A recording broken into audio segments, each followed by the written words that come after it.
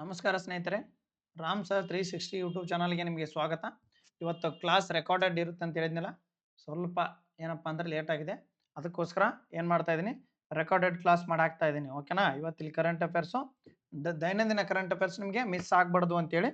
Okay, ದೈನಂದಿನ current affairs ಒಂದು 20-30 minutes ನೋಡ್ಕೊಂಡ್ಬಿಟ್ರೆ ಅವತ್ತಿನ ಕರೆಂಟ್ ಅಫೇರ್ಸ್ ನಿಮಗೆ ಸಾಲ್ವ್ ಆಗ್ಬಿಡುತ್ತೆ. ಓಕೆ, ಹಾಗಾದ್ರೆ ಮೊಟ್ಟ ಮೊದಲ ಬಾರಿಗೆ ನಾವು ಏನಪ್ಪಾ ಅಂತಂದ್ರೆ ಇವತ್ತು ಪ್ರತಿ ವರ್ಷ ವಿಶ್ವ ಸ್ತನ ಕ್ಯಾನ್ಸರ್ ಸಂಶೋಧನಾ ದಿನವನ್ನ ಯಾವ ದಿನಾಂಕದಂದು ಆಚರಣೆ ಮಾಡ್ತೀವಪ್ಪ ನೋಡಿ.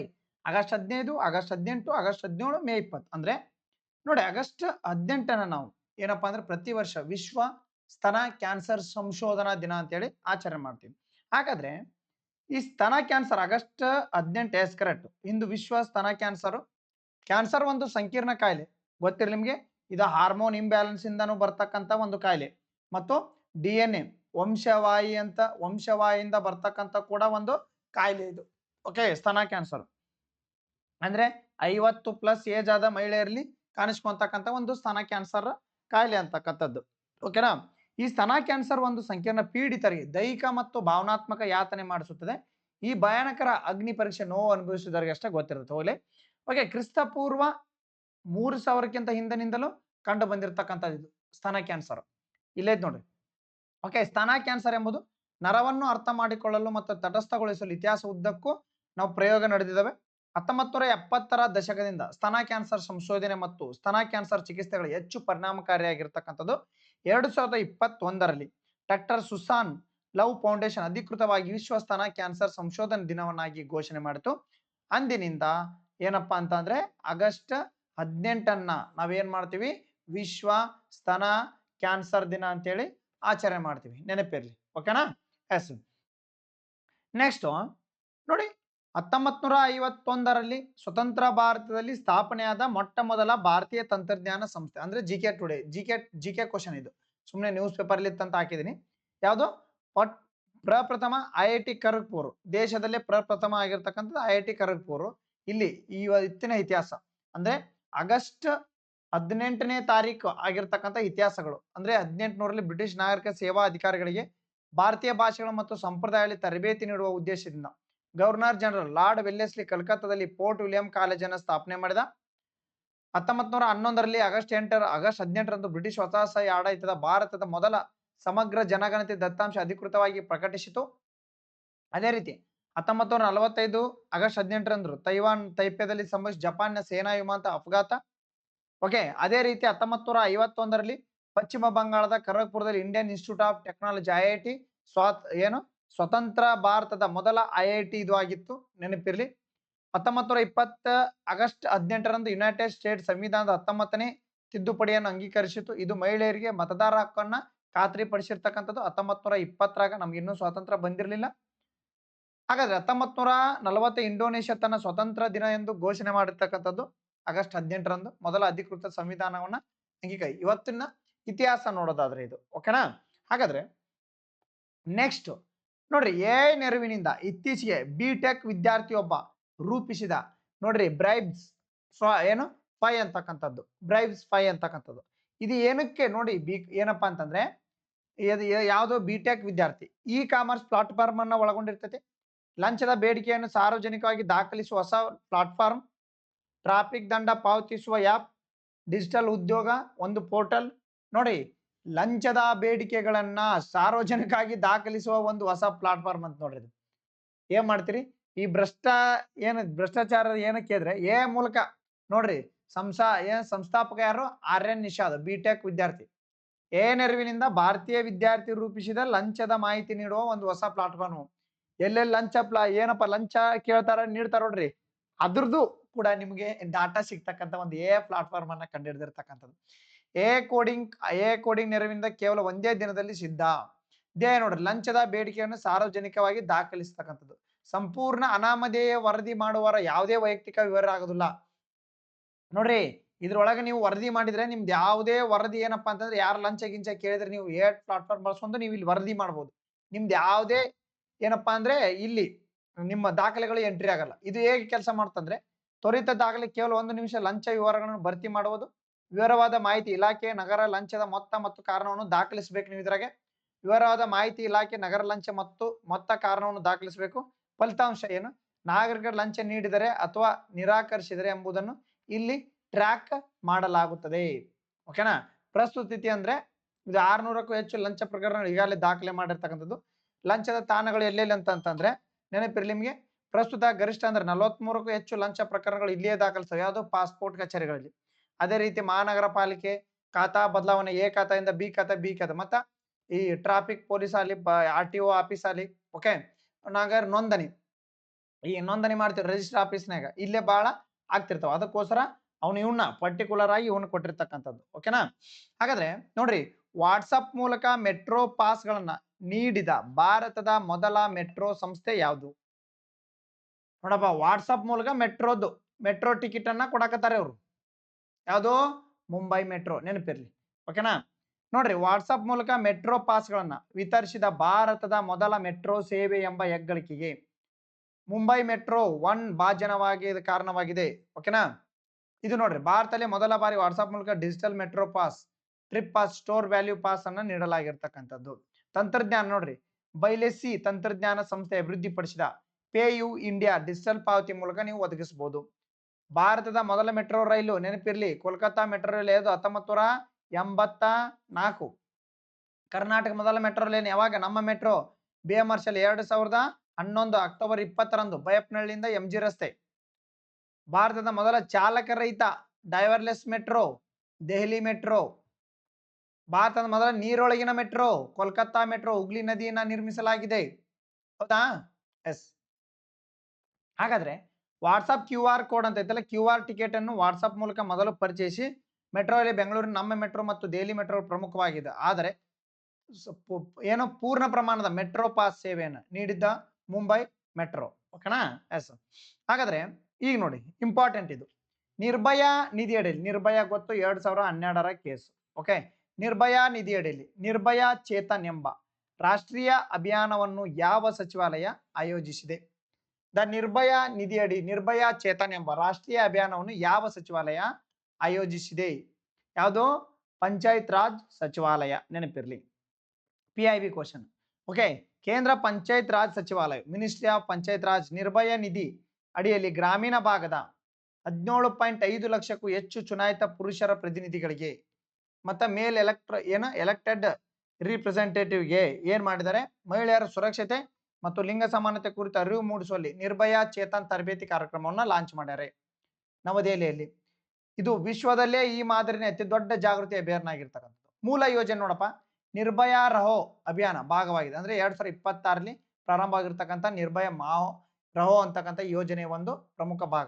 ಪೈಲಟ್ ಹಂತ 6 ಈಗ ಎಲ್ಲೆಲ್ಲಿಗೆ ಚಲೋ ಮಾಡಲಿದ್ದಾರೆ? ಯಾವ್ಯಾವ ರಾಜ್ಯದಲ್ಲಿ ಅಂದ್ರೆ ಅಸ್ಸಾಂ, ಛತ್ತೀಸ್ಗಢ, ಹಿಮಾಚಲ ಪ್ರದೇಶ್, ಮಹಾರಾಷ್ಟ್ರ, ಒಡಿಸ್ಸಾ, ಉತ್ತರಾಖಂಡ. ಮೊದಲ 6 ರಾಜ್ಯಗಳಲ್ಲಿ ನಿರ್ಭಯ. ಇದರ 3 ಮಾತು ಬರ್ತಾವು ನೋಡ್ರಿ. ಹಾಗಾದ್ರೆ ನಿರ್ಭಯ ನೇತ್ರಿ ಅಂತಕ್ಕಂಥದ್ದು ಒಂದೈತಿ. ನಿರ್ಭಯ ನೇತ್ರಿ ಅಂದ್ರೆ ಚುನಾಯಿತ ಮಹಿಳಾ ಪ್ರತಿನಿಧಿಗಳಿಗೆ ಸಾಮರ್ಥ್ಯ ವೃದ್ಧಿ, ಕಾನೂನು ಅರಿವನ್ನ ನೀಡತಕ್ಕಂಥದ್ದು. ನಿರ್ಭಯ ಚೇತನ ಚುನಾಯಿತ ಪುರುಷ ಪ್ರತಿನಿಧಿಗಳಿಗೆ ಲಿಂಗ ಸಮಾನತೆ ಮತ್ತು ಮಹಿಳೆಯರ ಸುರಕ್ಷತೆ ಜಾಗೃತಿಯನ್ನು ಮೂಡಿಸೋದು. ಈಗ ಗಂಡು ಮಕ್ಕಳಿಗೆ ಜಾಗೃತಿ ಮೂಡಿಸೋದು, ಹೆಣ್ಮಕ್ಳ ಬಗ್ಗೆ. ಹೆಣ್ಮಕ್ಳಿಗೆ ಏನಿಲ್ಲ.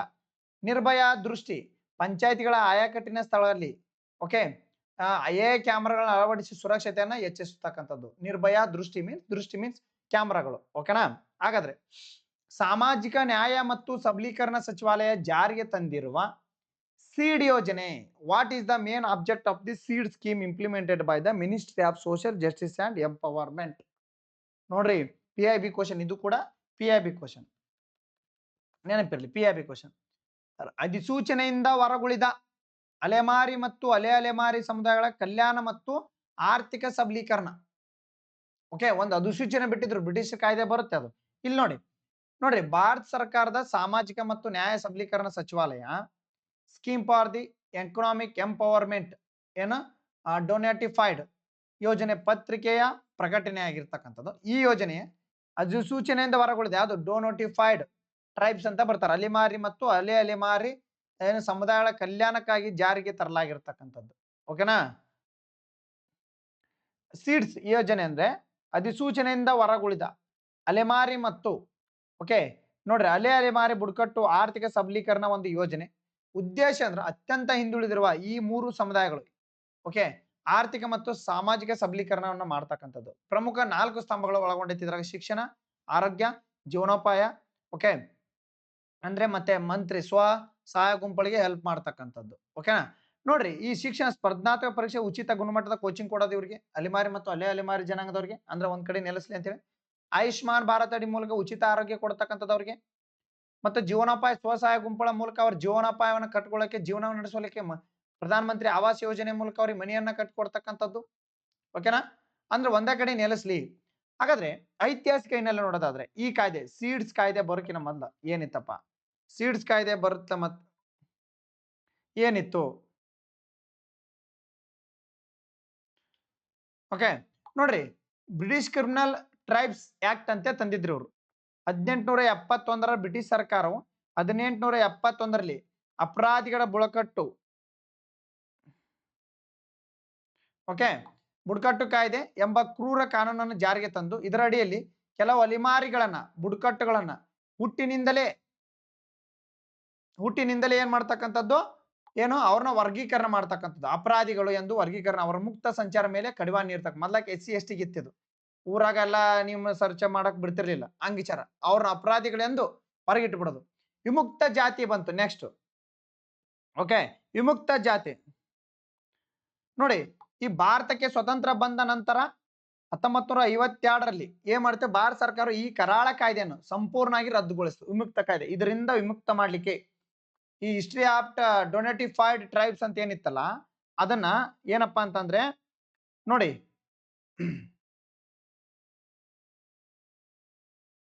ಒಂದ್ ನಿಮಿಷ, ಭಾರತಕ್ಕೆ ಬಂದ್ರಲ್ಲ ಇದನ್ನ, ಈ ಕರಾಳ ಕಾಯ್ದೆಯನ್ನ ಹೀಗೆ ಬ್ರಿಟಿಷರ ಅಧಿಸೂಚನೆಯಿಂದ ಮುಕ್ತರಾದ ಕಾರಣ ಇವರನ್ನು ಅಧಿಸೂಚನೆಯಿಂದ ಹೊರಗುಳಿದ ಸಮುದಾಯ ಅಥವಾ ವಿಮುಕ್ತ ಜಾತಿ ಅಂತ ಮಾಡಿದ್ರು ಇದನ್ನ.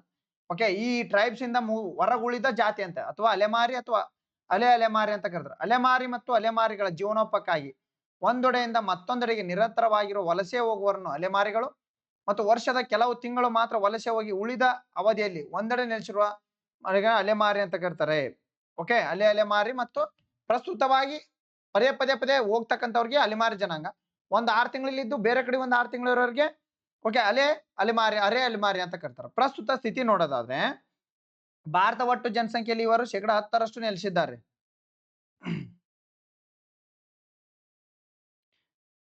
ಓಕೆ, ನೆಲೆಸಿರ್ತಕ್ಕಂಥ ಸ್ವಾತಂತ್ರ್ಯ ಸಿಕ್ಕರು, ಶಾಶ್ವತ ಭೂಮಿ ಇಲ್ಲ, ಸೂಕ್ತ ದಾಖಲೆಗಳಿಲ್ಲ, ಶಿಕ್ಷಣ ಇಲ್ಲ, ಉದ್ಯೋಗ ಇಲ್ಲ, ಏನಿಲ್ಲ, ಅವ್ರು ಅದರಿಂದ ವಂಚಿತರಾಗಿ. ಅದಕ್ಕೆ ಈಗ ಈ ಕಾಯ್ದೆಯನ್ನ ತಂದಿರ್ತಕ್ಕಂಥದ್ದು, ಸೀಡ್ಸ್ ಅಂತಕ್ಕಂಥ ಕಾಯ್ದೆನ, ಅವ್ರಿಗೆ ಶಿಕ್ಷಣ, ಆರೋಗ್ಯ, ಜೀವನೋಪಾಯ ನೀಡತಕ್ಕಂಥದ್ದು. ಓಕೆ, ನೆನಪಿರ್ಲಿ. ನೆಕ್ಸ್ಟ್ ಯಾವುದು? ಮೈತ್ರಿ ಎಂಬುದು ಭಾರತ ಮತ್ತು ಯಾವ ದೇಶದ ನಡುವೆ ನಡೆಯುವ ಒಂದು ಜಂಟಿ ಮಿಲಿಟರಿ ಅಭ್ಯಾಸಪ್ಪ. ಓಕೆ, ಯಾವುದು ನೋಡ್ರಿ? ಥೈಲ್ಯಾಂಡ್ ಮೂಲಕ ನಡೀತಕ್ಕಂಥ, ಥೈಲ್ಯಾಂಡ್ ಮತ್ತು ಭಾರತ ನಡುವೆ ನಡೀತಕ್ಕಂಥದ್ದು. ಇದು ಕೂಡ PIB ಕ್ವಶನ್, ನೆನಪಿರ್ಲಿ. ಓಕೆ, ನೋಡಿ, ಮೈತ್ರಿ ಅಂತಕ್ಕಂಥದ್ದು ವ್ಯಾಯಾಮದ ಪ್ರಮುಖ ವಿವರಗಳು ಇಲ್ಲಿ ನೋಡಿ. ಜಂಟಿ ಒಂದು ಮಿಲಿಟರಿ ವ್ಯಾಯಾಮ ಆಗಸ್ಟ್ 18ರಿಂದ 31 2026 ನಡೆಯುತ್ತಿದೆ. ಓಕೆ,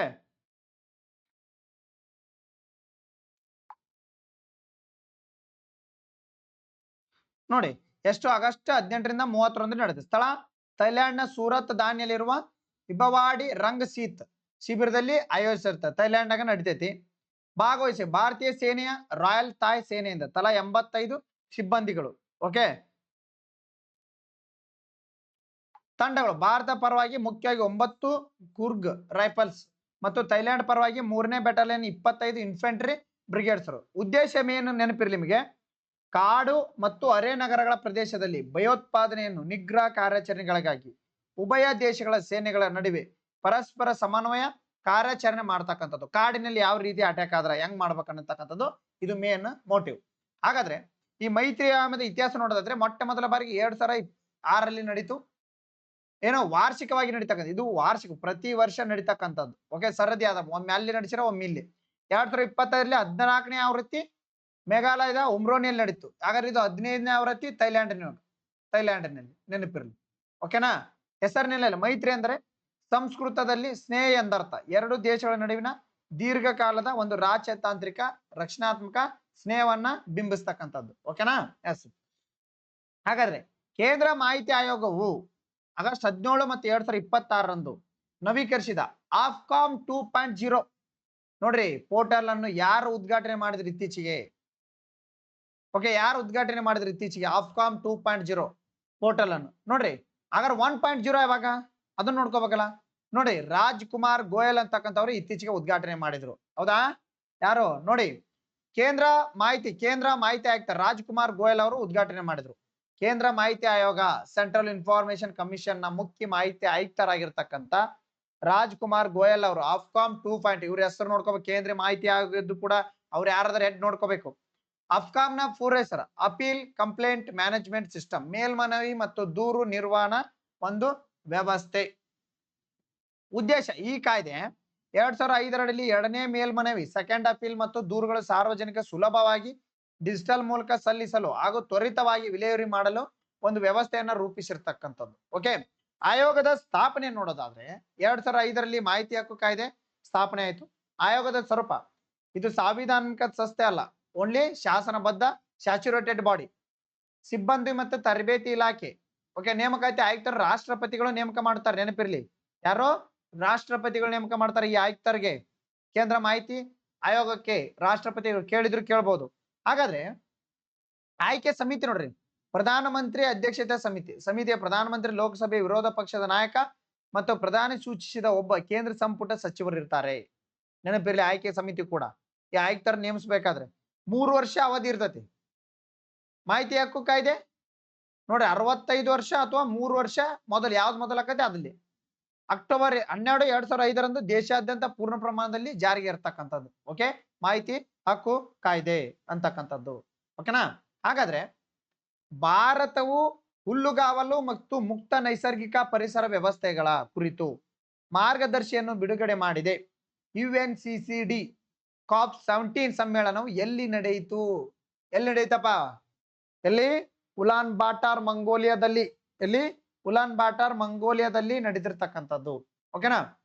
ನೋಡ್ರಿ, ಈ UNCCD ಅಂದ್ರೆ ಏನು, ಈ ಕಾಪ್ 17 ಎದ್ರ ಮಹತ್ವ ಅದು ನೋಡ್ಕೊಡ್ರಿ, ಆಮೇಲೆ ಅಲ್ಲಿ ಹೋಗೋಣ. ಇಲ್ಲ, ಫಸ್ಟ್ ಇದನ್ನೇ ನೋಡ. ವಿಶ್ವಸಂಸ್ಥೆ ಮರುಭೂಮೀಕರಣ ವಿರೋಧಿ ಸಮ್ಮೇಳನ ಅಂತ ಕರಿತೀವಿ ನಾವು ಕಾಪ್ 17. ಮತ್ತು ಅದರಲ್ಲಿ ಭಾರತ ಬಿಡುಗಡೆ ಮಾಡಿದ ಮೊಟ್ಟ ಮೊದಲ ಹುಲ್ಲುಗಾವಲುಗಳ ಮಾರ್ಗದರ್ಶಿ ಗೈಡ್ ಟು ಗ್ರಾಸ್ ಲ್ಯಾಂಡ್ ಅಂತಕ್ಕಂಥದ್ದು. ಕಾರ್ಯಕ್ರಮ ಏನಪ್ಪಾ ಅಂತಂದ್ರೆ, ಮಂಗೋಲಿಯಾದ ಉಲಾನ್ ಬಾತ್ ನಲ್ಲಿ ಆಗಸ್ಟ್ 17 ಮತ್ತು 2020 ವಿಶ್ವಸಂಸ್ಥೆ ಮರುಭೂಮೀಕರಣ ಎದುರಿಸುವ ಸಮಾವೇಶವನ್ನ 17 ಕಾಪ್ 17 ಅನ್ನ ಹಾಕೊಂಡೈತಿ, ಪ್ರಾರಂಭ ಮಾಡೈತಿ. ಇಲ್ಲಿ ಭಾರತ ಏನ್ ಮಾಡ್ಲಿಕ್ಕೆ ಹೊಂಟೈತಿ? ಈ ಜಾಗೃತಿ ವೇದಿಕೆಯಲ್ಲಿ ಭಾರತ ಸರ್ಕಾರವು ತನ್ನ ದೇಶದ ಹುಲ್ಲುಗಾವಲುಗಳನ್ನ ಮತ್ತು ಇತರ ಮುಕ್ತ ನೈಸರ್ಗಿಕ ಪರಿಸರ ವ್ಯವಸ್ಥೆಯನ್ನ ರಕ್ಷಣೆಗಾಗಿ ಮೊದಲ ಮಾರ್ಗದರ್ಶಿಯನ್ನ ಬಿಡುಗಡೆ ಮಾಡೈತಿ ಈ ಸಂಸ್ಥೆ. ಈ ಕಾರ್ಯಕ್ರಮದಲ್ಲಿ ಮುಖ್ಯ ಉದ್ದೇಶ ಗೊತ್ತಿರಲಿ ನಿಮಗೆ, ಕೇವಲ ಕಾಡುಗಳನ್ನು ಮಾತ್ರವಲ್ಲದೆ ಮರಗಳನ್ನು ಮಾತ್ರವಲ್ಲದೆ ಹುಲ್ಲುಗಾವಲನ್ನು ಕೂಡ, ಪೊದೆಯನ್ನು ಕೂಡ ಕಾಪಾಡ್ಬೇಕು ಅನ್ನೋದು ಮೇನ್ ಉದ್ದೇಶ. ಬರೀ ನಾವು ಕಾಡು ಬೆಳೆಸ್ತೀವಿ, ಅದನ್ನ ಬೆಳೆಸ್ತೀವಿ, ಕಾಡು ಬೆಳೆಸ್ತೀವಿ, ಗಿಡ ಬೆಳೆಸ್ತೀವಿ, ಪ್ರಾಣಿ ಬೆಳೆಸ್ತೀವಿ ಅಲ್ಲ, ಹುಲ್ಲುಗಾವಲನ್ನು ಬೆಳೆಸ್ಬೇಕು. ಹುಲ್ಲುಗಾವಲನ್ನು ಕೂಡ ನಾವು ಸಂರಕ್ಷಣೆ ಮಾಡ್ಬೇಕು, ಮೇನ್ ಅದೇ ಇರೋದು. ಯಾಕಂದ್ರೆ ಪ್ರಾಣಿ ಉಳಿಬೇಕಾದ್ರೆ ಹುಲ್ಲು ಬೇಕು, ಮರ ತಿನ್ನಲವು. ಓಕೆ, ಮರಗಳನ್ನು ತಿನ್ನಲದು, ನೆನಪಿರ್ಲಿ. ನೋಡ್ರಿ, United nation convention to the combat desertification, ಮರುಭೂಮೀಕರಣ ತಡೆಗಟ್ಟಲು ವಿಶ್ವಸಂಸ್ಥೆ ಸಮಾವೇಶ ಅಂತಕ್ಕಂಥದ್ದು. ಇದನ್ನ ಮೊದಲ ಬಾರಿಗೆ 1994 ಅಥವಾ 1992ರಲ್ಲಿ ಬ್ರೆಜಿಲ್ನ ರಿಯೋ ಡಿಯೋ ಜನರದಲ್ಲಿ ನಡೆದ ಐತಿಹಾಸಿಕ ಅರ್ತ್ ಸಬ್ಮಿಟ್ ಶೃಂಗಸಭೆಯಲ್ಲಿ 21ನೇ ಅಜೆಂಡಾದ ನಿರ್ಧಾರವಂತೆ 1994 ಜೂನ್ 17ರಂದು ಪ್ಯಾರಿಸ್ ನಲ್ಲಿ ಸಮಾವೇಶವನ್ನು ಅಳವಡಿಸಿಕೊಂಡಿತು. ಅದೇ ರೀತಿ ಜೂನ್ 17ನ್ನ ವಿಶ್ವ ಮರುಭೂಮೀಕರಣ ಮತ್ತು ಭೀಕರ ಬರಗಾಲ ದಿನ ಎಂದು ಆಚರಣೆ ಮಾಡಿರ್ತಕ್ಕಂಥದ್ದು. ಓಕೆನಾ? ಜಾರಿಗೆ ಬಂದಿದ್ದು 1996 ಡಿಸೆಂಬರ್ 26ರಂದು ಮೊದಲ ಬಾರಿ. ವಿಶೇಷತೆ ಅಂದ್ರೆ ಇಲ್ಲಿ ಪರಿಸರ, ಭೂಮಿ ಸಂರಕ್ಷಣೆ, ಜನರ ಜೀವೋಪನಯಗಳು ಒಟ್ಟಿಗೆ ಜೋಡಿಸುವ ಏಕೈಕ ಜಾಗತಿಕ 197 ದೇಶಗಳ ಇದರ ಭಾಗವಾಗಿರುತ್ತೆ. ಕಾಫ್ ಅಂದ್ರೆ ಏನು ಗೊತ್ತೈತಿ ನಿಮ್ಗೆ? ಕಾನ್ಫರೆನ್ಸ್ ಆಫ್ ಪಾರ್ಟೀಸ್ ಅಂತ. ಇದು ಸಮಾವೇಶದ ಅತ್ಯುನ್ನತ ನಿರ್ಧಾರ ಕೈಗೊಳ್ಳುವ ಅಂಗವಾಗಿದೆ. ಇದರ ಸದಸ್ಯ ರಾಷ್ಟ್ರಗಳು ಕಾಲಕಾಲಕ್ಕೆ ಸಭೆ ಸೇರಿ ಭೂಮಿಯ ಸವಕಳಿ ತಡೆಗಟ್ಟಲು ಹೊಸ ನಿಯಮಗಳನ್ನು ರೂಪಿಸ್ತಕ್ಕಂಥದ್ದು. ಹಾಗಾದ್ರೆ ಕಾಪ್ 17 ಧ್ಯೇಯವಾಕ್ಯ ಈ ಬಾರಿ ಮಂಗೋಲಿಯಾದಲ್ಲಿ ಸಮ್ಮೇಳನ ವಿಷಯ ರೀಸ್ಟೋರಿಂಗ್ ಲ್ಯಾಂಡ್, ರೀಸ್ಟೋರಿಂಗ್ ಹೋಪ್ಸ್ ಎಂದಪ್ಪ ಅಂತಕ್ಕಂಥದ್ದು. ಈ ಏನಪ್ಪಾ ಅಂದ್ರೆ ಈ ಕಾಪ್ 17 ಧ್ಯೇಯವಾಕ್ಯ ಹುಲ್ಲುಗಾವಲುಗಳ ವರ್ಷ 2026ನ್ನ ವಿಶ್ವಸಂಸ್ಥೆ ಹುಲ್ಲುಗಾವಲು, ಅಂತಾರಾಷ್ಟ್ರೀಯ ಹುಲ್ಲುಗಾವಲ ಕುರಿಗಾಯಿಗಳ ವರ್ಷ ಅಂತೇಳಿ ಏನಪ್ಪಾ ಅಂತಂದ್ರೆ ಡಿಕ್ಲೇರ್ ಮಾಡೈತಿ. ಓಕೆನಾ? ಎಸ್. ಹಾಗಾದ್ರೆ how are the police agencies? ನೋಡ್ರಿ ಎಂತ ಟೆಕ್ನಾಲಜಿ. ಇತ್ತೀಚಿನ ವರದಿಗಳ ಪ್ರಕಾರ ಪೊಲೀಸ್ ತನಿಖಾ ಸಂಸ್ಥೆಗಳು ಫಾಸ್ಟ್ಯಾಗ್ ತಂತ್ರಜ್ಞಾನವನ್ನು ಯಾವುದಕ್ಕಾಗಿ ಬಳಸ್ತಾ ಇದಾರಂತೆ? ನಿಮ್ಗೆ ಈ ಕ್ವಶನ್ ಏನ್ ಕೇಳಿದ್ರೆ ಏನ್ ಮಾಡ್ತೀರಿ? ರೊಕ್ಕ ಕಟ್ ಮಾಡ್ಕೊಳಕ್ ಅಂತ ಹೇಳ್ಬಿಡ್ತೀರಿ. ಫಾಸ್ಟ್ಯಾಗ್ ಯಾಕೆ ಮಾಡ್ತಾರೆ? ರೋಡ್ ಟ್ಯಾಕ್ಸ್ ಕಲೆಕ್ಟ್ ಮಾಡಕ್ರಿ ಸರ್, ಮತ್ತೆ ಅದಕ್ಕಂತೀರಿ. ಬಟ್ ಅಲ್ಲ ನೋಡಿ, ಅಪರಾಧಿಗಳ ಮತ್ತು ಅನುಮಾನಾಸ್ಪದ ವಾಹನಗಳ ಚಲನವಲನಗಳನ್ನು ಪತ್ತೆ ಮಾಡ್ಲಿಕ್ಕೆ ಅಂತ ನೋಡಿ. ನಿಮ್ಗೆ ನೆನಪಿರ್ಲಿ, ಒಂದದ ನೋಡ್ರಿ ಸೆಕ್ಯೂರಿಟಿ ರೀಸನ್ ಹೆಂಗಿರ್ತೈತೆ ಅಂತಂದ್ರೆ, ನೋಡಪ್ಪ, ಮಧ್ಯರಾತ್ರಿ ಸಮಯದಲ್ಲಿ ರಾಷ್ಟ್ರೀಯ ಹೆದ್ದಾರಿಗಳು ಅತ್ಯಂತ ವೇಗವಾಗಿ ಚಲಿಸ್ಬಿಡ್ತಾರೆ ವಾಹನಗಳು. ಟೋಲನ್ನ ಹಿಡಿಯೋದೇ ಇಲ್ಲ ಅವರು, ಯಾಕಂದ್ರೆ ಸ್ಮಗಲ್ ಮಾಡ್ತಿರ್ತಾರೆ. ಓಕೆ, ಸ್ಮಗಲ್ ಮಾಡ್ತಿರ್ತಾರೆ, ಏನಾರ ಮಾಡ್ತಿರ್ತಾರೆ. ಆ ಟೋಲನ್ನ ಹೊಡ್ಕೊಂಡು ಹೋಗ್ಬಿಡ್ತಾರೆ. ಅವ್ನ್ ಏನ್ ಮಾಡ್ತಾರ, ಟೋಲ್ ಪ್ಲಾಜಾದಲ್ಲಿ ತಲುಪುವ ಚಾಲಕ ಕಾರಿನ ಗಾಜನ್ನು ಕೆಳಗಿಳಿಸುವುದಿಲ್ಲ, ಹಣವನ್ನು ನೀಡುವುದಿಲ್ಲ. ಕೇವಲ 2 ಸೆಕೆಂಡ್ಗಳಲ್ಲಿ ಟೋಲ್ ಅನ್ನು ದಾಟಿ ಹೋಗ್ಬಿಡ್ತಾನೆ ಬ್ಯಾರಿಕೇಡ್ ಹೊಡ್ಕೊಂಡು. ಬಟ್ ಅವನ ಗ್ಲಾಸ್ ಮೇಲೆ ಫಾಸ್ಟ್ ಟ್ರ್ಯಾಗ್ ಇರುತ್ತೆ ಗೊತ್ತಾ? ಆ ಫಾಸ್ಟ್ ಟ್ರ್ಯಾಗ್ ನಿಂದಾನೆ ಅವ್ನ ಡೀಟೇಲ್ಸ್ ಅನ್ನ ಅಲ್ಲಿಗೆ ಹೈ ರೆಸಲ್ಯೂಷನ್ ಕ್ಯಾಮ್ರಾ ಇರ್ತಾವ. ಹೈ ರೆಸಲ್ಯೂಷನ್ ಕ್ಯಾಮ್ರಾದಿಂದ ಏನ್ ಮಾಡ್ತಾರೆ, ಆ ಫಾಸ್ಟ್ ಟ್ರ್ಯಾಗ್ ಇಂದ ಅವ್ನ ಡೀಟೇಲ್ಸ್ ತೆಗಿತಾರೆ. ಫಾಸ್ಟ್ ಟ್ರ್ಯಾಗ್ ಇಂದ ಅವ್ನ ಡೀಟೇಲ್ಸ್ ತೆಗೆದು ನೆಕ್ಸ್ಟ್ ಟೋಲ್ ತಲುಪುವಷ್ಟರಲ್ಲಿ ಅವ್ನು ಹಿಡಿದಾಕಿರ್ತಾರೆ. ಈ ತರ ಸರ್ ಫಾಸ್ಟ್ ಟ್ರ್ಯಾಗ್ ಕಿತ್ತಿದ್ರ, ಫಾಸ್ಟ್ ಟ್ರ್ಯಾಗ್ ಇದ್ರೆ ಹೈ ರೆಸಲ್ಯೂಷನ್ ಕ್ಯಾಮ್ರಾ ಇರ್ತಾವ, ನೀ ಗಾಡಿ ಒಳಗೆ ಯಾರು ಕುಂತಾರ ಅನ್ನೋದು ಕೂಡ ಗೊತ್ತಾಗತ್ತೆ ಇಲ್ಲಿ. ಓಕೆ, ಜಸ್ಟ್ ಫಾಸ್ಟ್ ಟ್ರ್ಯಾಗ್ ಅಷ್ಟೇ ಕೇಳಿರೋದು, ಫಾಸ್ಟ್ ಟ್ರ್ಯಾಗ್ ಅಷ್ಟೇ ಓದ್ಕೋಬೇಕು. ಓಕೆನಾ? ಅಪರಾಧಿಗಳ ಪತ್ತೆಗೆ ಅಸ್ತ್ರವಾದ ಒಂದು ಫಾಸ್ಟ್ ಟ್ರ್ಯಾಗ್ ಅಂತಕ್ಕಂಥದ್ದು. ಓಕೆನಾ? ಎಸ್. ಹಾಗಾದ್ರೆ ನೀವು ಇದಕ್ಕೆ ಕಮೆಂಟ್ ಮೂಲಕ ಏನ್ ಮಾಡಿ, ಆನ್ಸರ್ ಮಾಡಿ. ಇವತ್ತು ಶಾರ್ಟ್ ಕರೆಂಟ್ ಅಫೇರ್ಸ್, ನಾಳೆಗೆ ಜಾಸ್ತಿ ಆಗ್ತೀನಿ ಸ್ವಲ್ಪ, ಇವತ್ತು ಡ್ಯೂಟಿ ಇತ್ತು ಅದಕ್ಕೋಸ್ಕರ. ಇತ್ತೀಚಿನ ವರದಿಯ ಪ್ರಕಾರ 2021-22ರಿಂದ 2025-26 5 ವರ್ಷಗಳ ಅವಧಿಯಲ್ಲಿ ಗುಡ್ ಸಮರಿಟಿನ್ ಯೋಜನೆ ಅಡಿಯಲ್ಲಿ ಒಟ್ಟು ಎಷ್ಟು ಜನರಿಗೆ ಪ್ರಶಸ್ತಿ ಪುರಸ್ಕಾರ ಮಾಡಲಾಗಿದೆ ಅಂತೇಳಿ 500, 813, 1700, 10,000 ಏನಪ್ಪಾ ಅಂತೇಳಿ ಇದಕ್ಕೆ ನೀವೇನ್ ಮಾಡಿ, ಸರಿಯಾದ ಉತ್ತರನ ಕಮೆಂಟ್ ಮೂಲಕ ಆನ್ಸರ್ ಮಾಡಿ ಅಷ್ಟೇ. ಓಕೆನಾ? ಎಸ್. ಧನ್ಯವಾದಗಳು. ಸೈನ್ಸ್ ಕ್ಲಾಸ್ ಅನ್ನ ಮುಂದಿನ ದಿನದಲ್ಲಿ ಮಾಡೋಣ. ಈಗ ಸೈನ್ಸ್ ಕ್ಲಾಸ್. ಓಕೆನಾ?